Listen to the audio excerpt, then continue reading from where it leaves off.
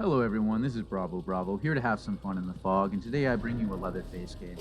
Now, I want to tell you why this particular map and this particular build and this particular killer is because I had to get 3 hooks in the basement. I don't know if it was in one game or over the course of a few games, but it was something I had to do for the Compodium, so I thought, who else would be best at this than Leatherface, who I just so happen to have these perks on. Mad Grit, Iron Grasp, and Agitation. As well as I picked this map, the Dawg Saloon, I believe it's called, because of the location of its basement. Now, when we're playing for these specific challenges... Alright, incoming. Outplayed by Deadheart. When we're playing for specific challenges, just try and maybe bend the odds in your favor. I'm not a gamer that necessarily as killer survivor believes we should have too much influence over the state of the game, but when you have to do a challenge, and I'm just gonna stop it here. All right, sorry about that, ladies and gentlemen. The reason why I stopped there is for some reason there's certain parts that just the frames drop, and basically that's unwatchable. Oh, too bad, didn't get it. But I got a really good palette. If you can get this palette as killer, it's like the New God palette, considering that they nerfed Shack on this map. So, something to consider, and if you disagree with me, please let me know in the comments. Now, getting rid of that wall is huge. It just makes the loop a little bit less effective. Doesn't mean survivors can't use it and use it well.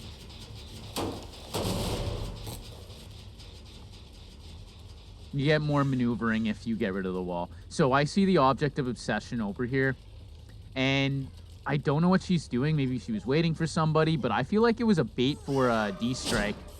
She dead-hards me super well, and that's so unlucky for her. Maybe it was lag from my end that gave me that favorable hit, but she goes down. She's the obsession, and she was on the hook recently. I'm thinking that she has DS. I kind of feel sorry for her too, so, you know, it's like, just let him pick them up. That's gonna waste this person's time on the ground, and someone actually has to go pick them up. And that's my favorite part of this map with these breakable walls, is you can just show up out of nowhere, just boom, surprise, I'm here now. And you close that distance, but from the survivor perspective as well, I think it's a great adrenaline rush. Yeah, you're facing a tier 3 Myers, and imagine him just breaking the wall to my left and coming at you. Alright, the leg there was only ever so slight, so we don't need to worry about it. So here, I really did want to get someone to the basement, but this David, he's a hell of a wiggler. I don't know if you could hear that, but he was struggling really fast. Willy fast there, David. And I knew that they were on that central generator. And a big theme of this game is me fighting for that gen pressure. And I went pop as well, because I thought, well, with this build, you know, although it's good, I've never seen that interaction before, by the way, where I get the saw and I get stunned. But hey, I'll take it. But although I'm going for an objective to get them in the basement, I still need to artificially create the time to do that. And I'm still playing to win in some regards, so slow the game down, and yeah, pop goes the weasel. So maybe now would be an excellent time for me to quickly talk about my build. And it really has to do with what I said at the beginning. Mad Grit, what it does is when a survivor's on your shoulder, you basically have a really short cooldown if you miss a swing. And if you hit someone with your swing, the survivor on your shoulder cannot wiggle for like 4 or 5 seconds. Lucky mind game on my part. Didn't think I'd get that, by the way, because Spitfire here, him and the Ace Visconti, they're just making me look silly the whole game.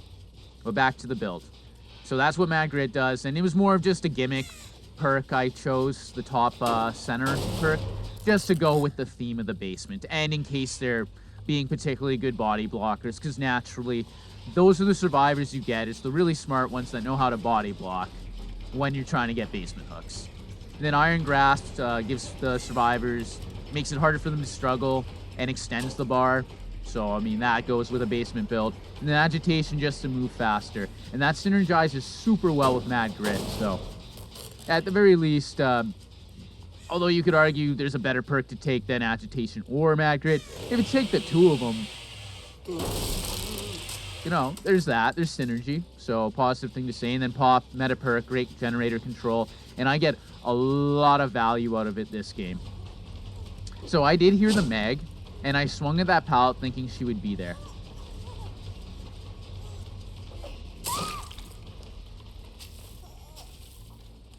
So I don't have anything else to say about my build.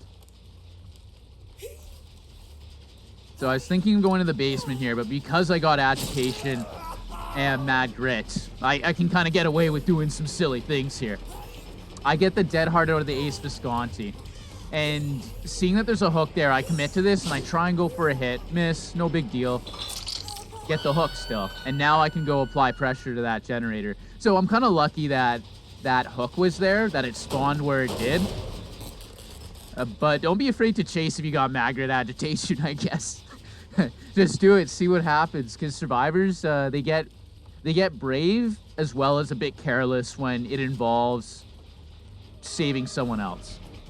And so what I did here was a mind game where I wanted to make the survivor think I was going on up the stairs, but then they dropped close to me.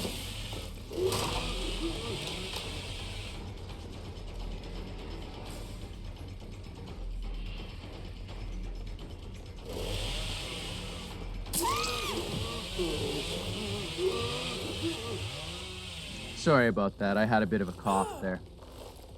So I bait the survivor to drop so that I close the distance, more or less. So yeah, you can do that with some survivors, but you'll find others, they're too smart for that.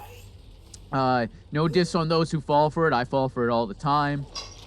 But it's about knowing where to look on the map and knowing what maybe you can get away with. As you're going to see me on the opposite end of falling off a building later on.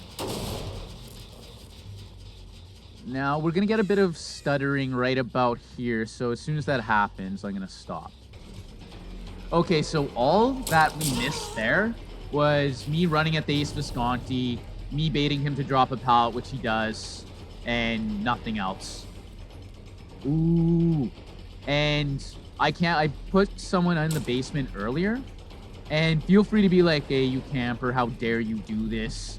That's the only way you can get a 4K is by camping. You know, fair enough. Like, if that's your thoughts on it, yeah, it was kind of campy.